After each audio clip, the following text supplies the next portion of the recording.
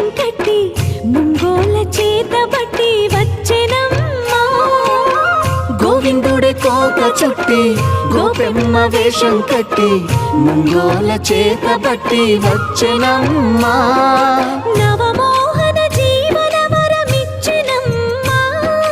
ఇకపై ఇంకెప్పుడు నీ చేయి విడిచి వెళ్ళనని చేతిలోన చెయ్యేసి ఒట్టేసెనమ్మా.